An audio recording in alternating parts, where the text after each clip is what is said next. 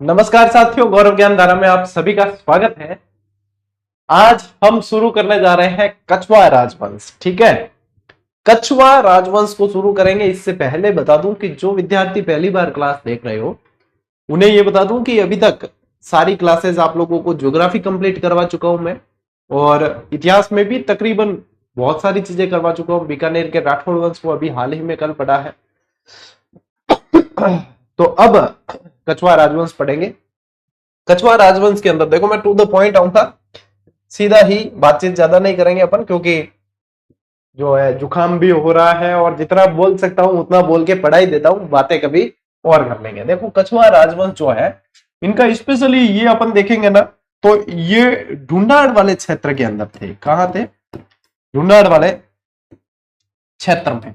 अब ढूंढाड़ वाला क्षेत्र यानी कि आप ये कह सकते हो, अब आधुनिक तो अपन कह दें कि जयपुर, ठीक है, प्लस अपन कहते हैं दौसा, उस समय का जम्वा रामगढ़,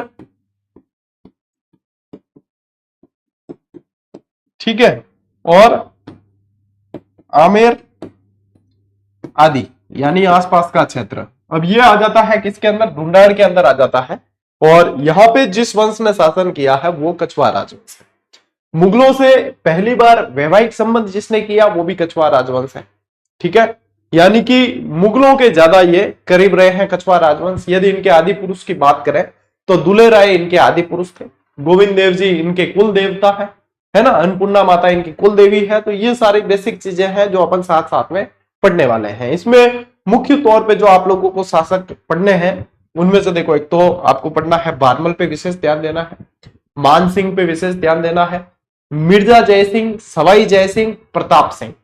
ये मुख्य 5 शासक हैं जिसमें से अधिकांश प्रश्न बनते हैं आप लोगों के। मैं सारी चीजें करवाऊंगा, वैसे तो और भी है, जैसे माधो सिंह जी आएंगे उनमें से भी बनते हैं। आगे यहाँ पे जो है आपके दुले राय से बन जाएंगे, कोकिल देव से बन जाएंगे, राजदेव से बन जाएंगे।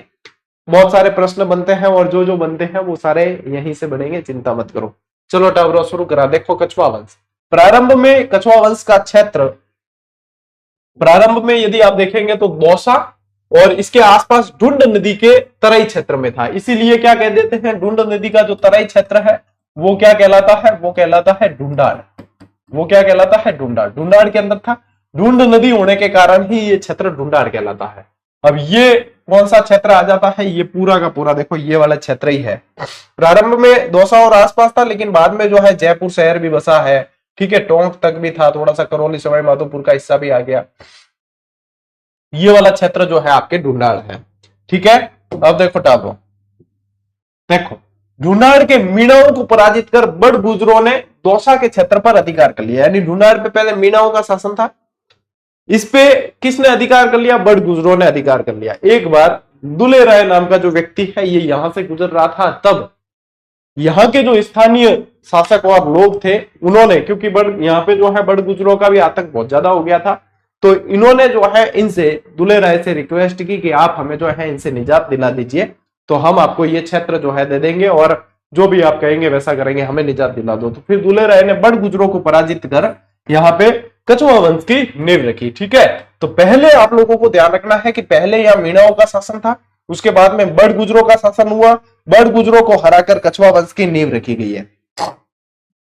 माच नामक एक क्षेत्र था, यहाँ पे माच नामक एक क्षेत्र था, माच के मीणाओं को कहते हैं कि हराया, और उसी क्षेत्र का नाम बाद में क्या रखा? रामगढ़।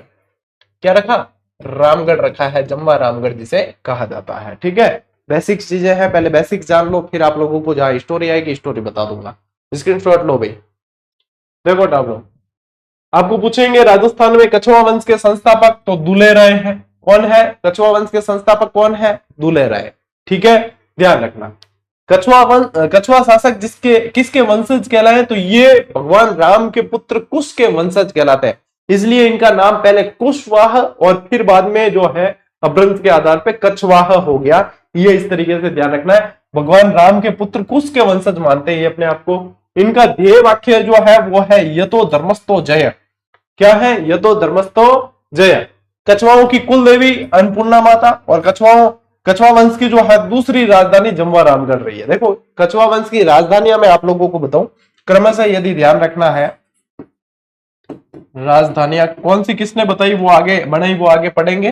लेकिन क्रमशः याद रखना है तो आप लोगों को डीजे पर आज नाचना पड़ेगा। ठीक है, डीजे पर आज नाचना पड़ेगा, ये ध्यान रखना। पहली राजधानी कौन सी? दौसा। पहली राजधानी D4 Dausa. J4 जम्वा Ramgarh. J4 Jaipur मत कर लेना पहले, क्योंकि जयपुर तो 1727 से पहले बसा ही नहीं था। ठीक है, जयपुर नाम की कोई जगह थी नहीं। तो यहां ध्यान रखना, D4 दौसा, J4 जम्वा रामगढ़, फिर आ से आमेर और ज से जयपुर। इस तरीके से इनका क्रम आप लोगों को राजधानियों का याद रखना है। ठीक है टाबरो, देखो इनके अलावा देखो कछवा वंश की दूसरी राजधानी कौन सी बनी है? जम्वा रामगढ़। अब कहने का काम नहीं है ना। कछवा वंश के शासक माने जाते थे कौन? गोविंद देव जी। जैसे मेवाड़ वंश में अपन पढ़ते हैं कि एकलिंग जी को शासक मानते थे और यहाँ के जो राजा होते थे वो दीवान कहलाते थे, वैसे ही यहाँ पे सिस्टम था। गोविंद देव जी को शासक माना जाता था और यहाँ के राजा अपने आप को इनका दीवान मानते थे। ठीक है, कछवा वंश की जानकारी देने वाला प्रमुख स्रोत जो है वो आमेर का शिलालेख है। इससे प्रमुखतया जानकारी मिल जाती है, तो ये भी चीज आप लोगों को ध्यान में रखनी है। ठीक है टाबरो, ले स्क्रीनशॉट लो, फिर आगे बढ़ेंगे। ठीक है, चलिए आगे बढ़ते हैं। देखो अब यहां से जो है अपने वंशावली प्रारंभ होती है और यहीं से आप लोगों को पढ़ना है। ठीक है, सबसे प्रथम आदि पुरुष कह दो या प्रथम राजा कह दो या जो भी कह दो आप, दुले राय। दुले राय को मतलब तेजकरण को ही दुले राय के नाम से जानते थे। वास्तविक नाम तेजकरण एग्जाम में पूछा हुआ है, एग्जाम में पूछा हुआ है। ठीक है, ध्यान रखियो। क्या ध्यान रखो? दुल्हा तेज था। क्या ध्यान रखोगे? दुल्हा तेज था, याद रह जाएगा ना। दूल्हा बड़ा तेज था। ठीक है, तो क्या याद रहेगा? दुले राय तेजकरण नाम था। याद हो गया। कछवा वंश की नींव रखी है और जम्वा रामगढ़ दुर्ग का निर्माण करवाया। माच के मीणाओं को पराजित करके यहाँ पे क्षेत्र को जीत कर जम्वा रामगढ़ नामक जगह का भी इन्होंने मतलब बसाया है, जम्वा रामगढ़ जगह को भी, और जम्वा रामगढ़ दुर्ग का भी यहाँ पे निर्माण करवाया है। ढूंढाड़ का पुष्कर कहा जाता है जम्वा रामगढ़ को। ठीक है, ये वही रामगढ़ है, जम्वा रामगढ़ है, जहां पे कृत्रिम वर्षा का अभी प्रयास किया गया। जम्वाई माता का मंदिर भी बनवाया और मीणाओं के साथ संघर्ष किया है।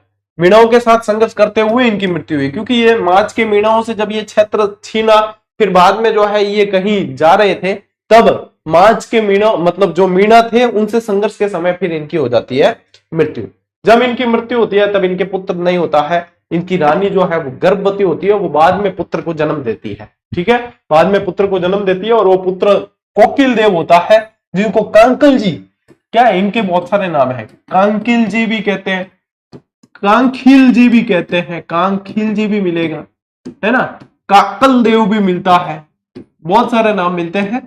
कोकिल देव, कोकिल देव से देखो क्या प्रश्न पूछते हैं, आमेर को राजधानी किसने बनाया, यही प्रश्न पूछते हैं कि आमेर को राजधानी किसने बनाया, कोकिल देव ने बनाया है। ठीक है, तो आपने क्या ध्यान रखना, आपको याद रखना है, आपको हम जो पूरा का पूरा याद रखना है, जैसे तो आपने क्या ध्यान रखना है, आपको कि आमेर को राजधानी बनाया कोकिल देव, आमेर कोकिल देव, याद है जैसी के रखना बड़ी, और क्या इलाज है। आमेर के मीणाओं को पराजित कर आमेर को कछवा वंश की राजधानी बनाया। यहाँ पे ये पढ़ेंगे अपन, तो माच के मीणाओं को हराया था, तो जम्वा रामगढ़ क्षेत्र बसाया था, और यहाँ पे आमेर के मीणाओं को हरा के आमेर को राजधानी बनाया किसने, काकिल देव ने बनाया है, और इसको मोस्ट इंपॉर्टेंट कर देना। ठीक है, शेखावाटी तक अपने विस्तार को बढ़ाया है, और यहीं से इन्हीं से ही इनके वंशज के रूप में ही निकले हैं जो शेखा निकले, उन्होंने शेखावाटी नाम का क्षेत्र बसाया है। शेखावाटी मतलब कछुआओं की देखो नरु का शाखा का संस्थापक कौन था, नरु था, वो इनके वंशज ही हुए, और कछुआओं की शेखावत शाखा का संस्थापक कौन था, राव शेखा था, वो भी इन्हीं के वंशज हुए हैं। तो कोकिल देव के अंदर या कंकिल जी कहना, तो ये चीजें आपने याद रखनी पड़ी। ठीक है टाबरो, चलो स्क्रीनशॉट ले लो फटाफट से। चले बढ़े आगे। ओके, देखिए इनके बाद में देखो छोटे मोटे शासक कोई बने हैं तो सवाल नहीं पूछते, तो मैं क्या है कि वो बताता भी नहीं हूं कि एग्जामिनर नहीं पूछे, और अपने अपने मतलब फिर ऊर्जा जो है ऐसे ही व्यर्थ जाए तो मतलब नहीं है। इनके बाद में आप लोगों को याद रखना है राजदेव। राजदेव के कदम बढ़ने लगे और ऐसे बढ़ने लगे कि यहीं से राज तिलक होने लगा। कैसे, कि इन्होंने कदमी महलों का निर्माण करवाया है, जहां पे कछवा वंश के राजाओं का राज तिलक होता था। यहीं से प्रश्न पूछते हैं, आमेर के कदमी महलों का निर्माण किसने करवाया है? राजदेव ने करवाया है। कदमी महलों में ही कछवा वंश के शासकों का राज तिलक होता है। जैसे मारवाड़ पढ़ा अपन ने, तो मारवाड़ में एक श्रृंगार चौकी है, ध्यान है, श्रृंगार चौकी पर वहां के राजाओं का राज तिलक होता है। और अपने यहाँ पे कछवा वंश के अंदर क्या याद रखना है? कदमी के महलों में, क से कदमी, क से कछवा, ठीक है। और राज तिलक होता है, राजदेव ने निर्माण करवाया है कदमी के महलों का। ओके, बड़ा सिंपल है। पृथ्वीराज प्रथम 1505 से 1527 इनका टाइम पीरियड रहा है। पृथ्वीराज प्रथम के अंदर आप लोगों को जो प्रश्न पूछते हैं वो ये पृथ्वीराज प्रथम जो है ना, बहुत दूरदर्शी शासक थे। दूरदर्शी कैसे थे कि इनको पता था कि भैया अपने टाबर है 12, तो टाबर आगे अपा हर राजा आदमी आगे जो है राजकाज, पूजा पाठ वगैरह, मतलब राजकाज और शासन के लिए जो है टाबर झगड़ सके आपस में। तो इन्होंने क्या किया कि अलग अलग 12 कोटड़ी व्यवस्था कर दी, अलग अलग क्षेत्रों में बांट दिया शासन को, कि 12 कोटड़ी व्यवस्था कर दी, 12 कोटड़ी के अंदर बांट दिया और हर एक बच्चे को जो है शासन दे दिया। तो कोई झगड़ा ही नहीं, कोई टंटा ही नहीं। 12 कोटड़ी व्यवस्था की किसने लागू की? तो ये ध्यान रखना, पृथ्वीराज प्रथम पूछेंगे। दूसरी चीज पूछते हैं कि खानवा का जो युद्ध हुआ था, राणा सांगा ने लड़ा था बाबर से, तो खानवा के युद्ध में कछवा वंश से किसने सहायता दी थी? कौन गया था लड़ने? पृथ्वीराज प्रथम गया था। तीसरा, कि बीकानेर की एक राजकुमारी बालाबाई का विवाह कछवा वंश के एक शासक से हुआ, वो किससे हुआ? पृथ्वीराज प्रथम से हुआ। ये 3 चीजें आप लोगों को पूछी जाती है, तो ये तीनों ही ध्यान रखने। और ये ध्यान रखो, ये वैष्णव उपासक थे, तो गलता जी में जो रामानुज संप्रदाय की पीठ की स्थापना हुई है वो इनके समय हुई है, ठीक है। रामानुज पीठ, जो शैव चतुरदास जी थे, शैव धर्म के उपासक, उनको जो है इन रामानुज संप्रदाय वाले कृष्णदास वयोहरि, इन्होंने शास्त्रार्थ में पराजित करके यहाँ पे रामानुज शाखा की स्थापना की थी। तो ये ध्यान रखना है। खानवा के युद्ध में राणा सांगा का साथ दिया है पृथ्वीराज कछवा ने। पृथ्वीराज प्रथम लिखा हुआ है ना, या पृथ्वीराज कछवा भी कर सकते हो आप, इससे अच्छी तरीके से याद रहेगा, ठीक है। और बीकानेर के राव लूणकरण की पुत्री बालाबाई से विवाह किया है। इन बालाबाई को आमेर की मीरा कहा जाता है, आमेर की मीरा कहा जाता है, क्योंकि कृष्ण भक्ति में बहुत ज्यादा ये लीन थी। मोस्ट इंपॉर्टेंट चीज क्या है पृथ्वीराज कछवा में? 12 कोटड़ी व्यवस्था। आमेर को विभाजित कर अपने 12 पुत्रों में बंटवा दिया और इसे 12 कोटड़ी व्यवस्था के नाम से जाना गया। और पृथ्वीराज कछवा में ये सबसे ज्यादा पूछे जाने वाला प्रश्न है, ठीक है, सबसे ज्यादा पूछे जाने वाला प्रश्न है। तो नोट कर लेना इसे अच्छी तरीके से, स्क्रीनशॉट ले लो पहले।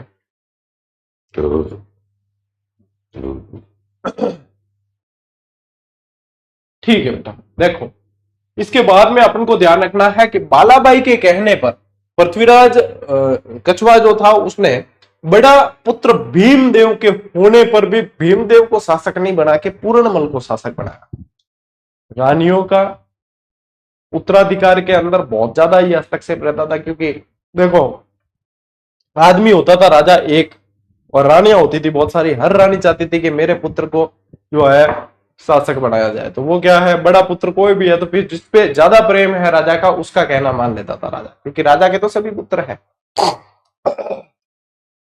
तो बालाबाई के कहने पर शासक बना कौन? पूरनमल। बाद में भीमदेव ने इसे पराजित कर शासन अपने हाथों में ले लिया था, ठीक है। भीमदेव के बाद में शासक बनता है रतन सिंह कछवा। कौन बनता है? रतन सिंह कछवा। रतन सिंह कछवा को राजा गए, मतलब राजा वाली काम, मतलब उससे कोई लेना देना नहीं था शासन वगैरह से। उसको तो मतलब यूं था रतन सिंह कछवा को कि भाई मैं राजा, राजवंश में मेरा जन्म हुआ है, ऐस मौज के लिए जन्म हुआ है। बहुत रंगीन मिजाज आदमी, शौक मौज पूरे करने, ठीक है। शासन क्या है अभी अपन जिंदे हैं, जब तक राजा है उसके बाद में चले जाएंगे तो क्या किसने देखा। तो इनका इंटरेस्ट बिल्कुल रंगीन मिजाज व्यक्ति थे। इनका इंटरेस्ट सूरा, सुंदरिया, व्यसन वगैरह इनमें ज्यादा रहा, शासन पर इन्होंने ज्यादा ध्यान दिया नहीं, शौकीन आदमी। भीमदेव के बाद शासक बनता है रतन सिंह, शौकीन मिजाज और रंगीन व्यक्तित्व का था। बाद में इसने शेरशाह की अधीनता भी स्वीकार कर ली थी, शेरशाह सूरी की अधीनता स्वीकार कर ली थी। अब देखो यहाँ पे क्या होता है रतन सिंह के चाचा सांगा ने सांगानेर कस्बा बसाया है, मोस्ट इंपॉर्टेंट है।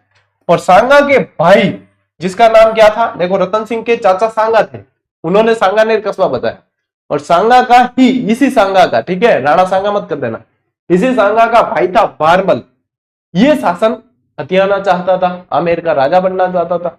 तो इसने क्या किया, रतन सिंह के भाई आस्करण को लालच दिया कि रतन सिंह जो है आमोद प्रमोद में व्यस्त रहता है, राजा बनने के लायक नहीं है, और इसे जो है राजगद्दी से पदच्युत करो और आपको शासक बनना चाहिए। किसको समझाता है, आस्करण को।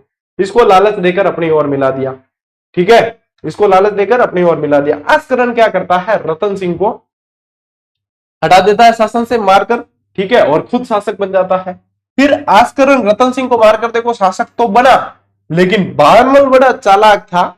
बारमल ने इस पर आरोप लगा दिया कि इसने तो अपने भाई की हत्या की है, ये शासक बनने के लायक ही नहीं है। ये आरोप लगाकर यह आस्करण को हटा देता है और बारमल शासक बन जाता है। तो बारमल के पास में राजगद्दी कैसे आई है, ऐसे आई है, ठीक है। बारमल ने एक भी अवसर नहीं छोड़ा था जिसको बारमल भुना सकता था, ठीक है। तो ध्यान रखना, आस्करण रतन सिंह को मारकर शासक बना, जिसे बारमल ने हत्यारा बताकर गद्दी से हटाकर स्वयं शासक बन जाता है और स्वयं शासक बना है। अब बारमल को पता है कि अपने को लंबे समय तक राज करना है, तो अपने को किसी न किसी बड़ी शक्ति से मिलना पड़ेगा। उस समय सबसे बड़ी शक्ति कौन, मुगल। मुगलों में भी शासक कौन, अकबर। तो देखो अकबर से जो है ये 2 बार मुलाकात करता है और उसके बाद में दूसरी मुलाकात में तो सब मामला सेट। तो आप अभी एक बार स्क्रीनशॉट लो भाई। ये तो मेरी तबीयत थोड़ी ठीक नहीं है, नशा आ जाए, नहीं तो स्टोरियां और भी आप लोगों के लिए और इंटरेस्टिंग बनाता। छोड़ रहे फिर भी कुछ नहीं है अपन, है ना, थोड़ी सी स्टोरी मतलब वो सुनाने का तरीका वगैरह वो उस तरीके से होता, लेकिन अपनी कंटिन्यूटी रह रही है, ये भी बहुत बड़ी बात है अपने लिए। चलो टावर देखो, इंगे बाद देखो बारमल शासक बनियो है 1547 से 1574। उपाधि या उपनाम पूछेंगे तो अमीर उल उमरा और राजा। अकबर इन्हें राजा जी कहते थे। क्या कहता था अकबर, इन्हें राजा जी कहकर पुकारते थे। अमीर उल उमरा इनकी उपाधि थी। यही उपाधियां भगवान दास को भी दी गई थी। पृथ्वीराज कछवा और बालाबाई का पुत्र था ये भी। आस्करण को हटाकर शासक बना है। आस्करण ने हाजी खां पठान की मदद से आमेर वापस पाना चाहा, लेकिन बारमल ने हाजी खां को बहुत सारा धन देकर अपनी ओर मिला दिया और बाद में आस्करण को नरवर की रियासत देकर संतुष्ट किया। मोस्ट इंपॉर्टेंट लाइन है, ये नरवर की रियासत पूछी जाएगी। आस्करण को छोटी सी नरवर की रियासत दे दी, जबकि आस्करण तो शासक था, लेकिन आस्करण ने अपने भाई की हत्या की थी। किसके कहने पर की, बारमल के कहने पर की। बारमल ने फिर बाद में इसी का फायदा उठा के इसको हटा के खुद शासक बन गया। हाजी खां पठान से मदद लेके इसने कोशिश भी की कि बारमल को जो है हटाकर आमेर वापस लिया जाए, लेकिन हाजी खां पठान को भी बारमल ने अपने तरफ मिला दिया। मैंने कहा ना, बारमल ने एक भी मौका नहीं छोड़ा जिसको वो बुना सकता था, तो इसने ये किया। अब देखो अकबर और बारमल की मुलाकात कैसे होती है। तो अकबर और बारमल की मुलाकात में सबसे पहले मजनू खां की मदद से अकबर दिल्ली में, ठीक है, दिल्ली में मिलता है। अभी इस स्टोरी को समझो, ये लाइन तो एक ही लिखनी है आपको, लेकिन समझो। दिल्ली में मजनू खां इसकी मदद करता है और अकबर जो है उस समय अखाड़े में था उस समय, और मतलब अभ्यास चल रहा था, हाथी के ऊपर बैठा हुआ था अकबर, ठीक है। और हाथी जो है वो उस समय बिगड़ जाता है। हाथी जो है उस समय पागल सा हो जाता है, बिगड़ जाता है। बारमल कुशल योद्धा भी बहुत तगड़ा था और बहुत सारे हुनर जानता था। बारमल ने जो है उस बिगड़े हुए हाथी को अपने सैनिकों और अपने मतलब कुछ चुनिंदा आदमियों और खुद ने जो है उसको कंट्रोल में कर दिया, काबू में किया वापस। एक तरीके से अकबर इंप्रेस हो गया, खुश हो गया। लेकिन उस समय बारमल का ज्यादा कुछ भी सेट बैठा नहीं, खुश हुआ, इनाम दिया, जाना कि कौन है वगैरह के, हाँ ये आमेर के कछवा राजा है वगैरह ये। तो इतनी मुलाकात हुई, तो उस समय ज्यादा मामला बैठा नहीं। दूसरी बार फिर मुलाकात होती है, वो किसके प्रयासों से होती है, जगतई खां की मदद से सांगानेर में मुलाकात होती है। क्या होती है, सांगानेर में मुलाकात होती है। जब सांगानेर में इसकी दूसरी मुलाकात होती है, उसके बाद में यहाँ पे जो है ये अधीनता स्वीकार कर लेता है। किसकी अधीनता, मुगलों की अधीनता स्वीकार कर लेता है और वैवाहिक संबंध स्थापित करता है मुगलों से। 1562 के अंदर देखो बारमल ने अकबर की अधीनता स्वीकार कर ली और 1562 में ही 1562 में ही बहरमल अपनी पुत्री हरखाबाई का विवाह करता है अकबर के साथ। ये वही हरखाबाई है जिसे आप जोधाबाई के नाम से जानते। क्षत्रियों के अंदर ये होता था कि बड़ी पुत्री जो भी होती थी उनका नाम जोधा रखा जाता था। ठीक है, तो यहां पे ध्यान रखना, आप जोधाबाई, जोधा अकबर वगैरह सीरियल वगैरह देखते हो, सीरियलों में कुछ नहीं रखा मेरा, ये ध्यान रखना इनका नाम हरखाबाई था। सांबर में इनका विवाह होता है। बहरमल ने अपनी पुत्री हरखाबाई का विवाह अकबर से किया है। तो ये दो लाइनें आप लोगों को ये बताती है, एक तो अधीनता स्वीकार कर ली अकबर की इन्होंने, और अपने वैवाहिक संबंध स्थापित कर लिया। बहरमल ने अपने पुत्र और पौत्र को भी अकबर की सेवा में भेज दिया। पुत्र कौन? भगवंत दास। पौत्र कौन? मान सिंह। ठीक है, मान सिंह का तो जन्म ही 1550 में माना जाता है, 1550 में ही हुआ है, और 1562 से तो मतलब इसके जो है मुगल सेवा में चला गया था 1562 में। तो अकबर इसको दत्तक पुत्र की तरह कहता था, फर्जंद की उपाधि दी थी। बताता हूं आगे। ठीक है, यहां तक मामला समझ में आ गया बहरमल वाला? ठीक है, चलो स्क्रीनशॉट ले लो, आगे बढ़ा के टावरों। ओके, देखो अब शासक बनता है कौन? 1574 में भगवान दास। पिता बहरमल की मृत्यु के बाद में शासक बना। अकबर ने 5000 का मनसब दिया और अमीर उल उमरा की उपाधि भी दिया, राजा की उपाधि भी दी थी, इन्हें भी दी थी। जो बहरमल को उपाधियां प्राप्त थी वो भगवंत दास को भी उपाधियां प्राप्त थी, तो ये भी याद रखना आप, है ना, अमीर उल उमरा की भी और राजा की भी उपाधि इन्हें प्राप्त थी। महाराणा प्रताप को अधीन लाने के लिए भेजे गए शिष्टमंडल में तीसरे शिष्टमंडल में भगवंत दास को भेजा था। दूसरे शिष्टमंडल में कौन गया था? मान सिंह। पहले में कौन गया था? जलाल खां कोरची, JMBT फॉर्मूला याद है ना। तीसरे में कौन गया? भगवान दास गया। क्यों गया? क्योंकि अकबर को यह लगा कि पहले मैंने पुत्र को भेजा है तो महाराणा प्रताप इसलिए नहीं मिला होगा कि भाई पुत्र से क्यों मिला, जब पिता है शासक, तो फिर क्या पिता को भी भेज के देख लेते, तो भगवान दास को भेजा था फिर। तो ये ध्यान रखना, ठीक है। अपनी पुत्री, इसने क्या किया? अपनी पुत्री मानबाई का विवाह सलीम से किया है। सलीम यानी जहांगीर। अब देखो जहांगीर से ये जो मानबाई का विवाह किया, एक मानबाई का विवाह तो होता है जिसे जगत गोसाई के नाम से जानते हैं। सलीम से एक विवाह होता है जोधपुर के मोटा राजा उदय सिंह की पुत्री से, उसे भी मानबाई के नाम से जाना गया, इसे भी मानबाई के नाम से जाना गया। जो जोधपुर वाली मानबाई से पुत्र का जन्म हुआ है सलीम से, वो था खुर्रम, यानी कि जो शाहजहां के नाम से आगे शासक बनता है।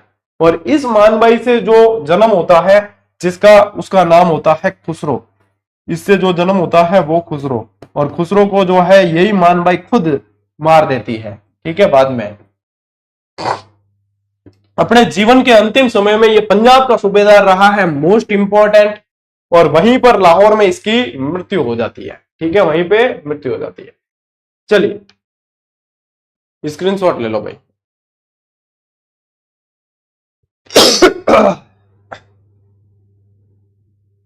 देखो इसके बाद में आपको पढ़ना है मुख्य शासक जो है वो मान सिंह। मान सिंह का जन्म कब है? 1550 मौजमाबाद, दूदू के वहां पड़ता है। ठीक है, कब हुआ है जन्म? 1550 में मौजमाबाद में। 12 वर्ष की अवस्था में यानी कि 1562 में अकबर का हरकाबाई के साथ में विवाह कब हुआ है? 1562। बहरमल ने अपने पुत्र और पौत्र के साथ में अकबर की अधीनता कब स्वीकार की है? 1562। तो 1562 में 12 वर्ष की अवस्था में ही ये अकबर की सेवा में चला जाता है। मोस्ट इंपॉर्टेंट चीज, ठीक है। उपाधियां इसकी फर्जंद, फर्जंद यानी दत्तक पुत्र, फर्जंद यानी दत्तक पुत्र, ये अकबर ही देता है। और मिर्जा राजा की उपाधि दी इसे। मिर्जा राजा जय सिंह अलग है, और मिर्जा राजा यहां पे मिर्जा राजा मान सिंह, ठीक है, मिर्जा राजा की उपाधि दी। पूछेंगे कि मान सिंह ने अपना पहला सैन्य अभियान किसके विरुद्ध लड़ा था? तो 1569 में रणथंबोर के विरुद्ध सबसे पहला सैन्य अभियान लड़ा है, और वहां के सुरजन हाड़ा को अकबर की अधीनता स्वीकार करवाई। ठीक है, मोस्ट इंपॉर्टेंट चीज। तो सर्वप्रथम रणथंबोर अभियान पर गया कब? समय 1569, और सुरजन हाड़ा को अकबर की अधीनता स्वीकार करवा दी। ठीक है, महाराणा प्रताप के विरुद्ध द्वितीय शिष्टमंडल और हल्दीघाटी के युद्ध में अकबर की सेना का नेतृत्व किया। कौन कौन थे हल्दीघाटी के युद्ध में? आसफ खां और ये है ना अपने मान सिंह। ठीक है, चलिए स्क्रीनशॉट लो, फिर आगे बढ़ते हैं। अकबर ने मानसिंह को 7,000 का मनसब दिया है। देखो, अकबर ने व्यवस्थित तरीके से 7,000 का मनसब सिर्फ 2 व्यक्तियों को दिया, एक मानसिंह, दूसरा अजीज कोका। अजीज कोका अकबर को जमाई हो, ठीक है, अकबर का जमाई था, दामाद था अजीज कोका, और एक मानसिंह को दिया। 7,000 के मनसब तक ये 2 ही विधिवत व्यवस्थित तरीके से पहुंचे थे, ठीक है। देखो, मानसिंह मुगल साम्राज्य में काबुल, बंगाल और बिहार का सूबेदार भी रहा है। ये चीजें पूछते हैं, कहां का सूबेदार नहीं रहा है। 1572 के अंदर ये गुजरात अभियान पे जाता जरूर है अकबर के साथ, ठीक है, क्या ध्यान रखोगे।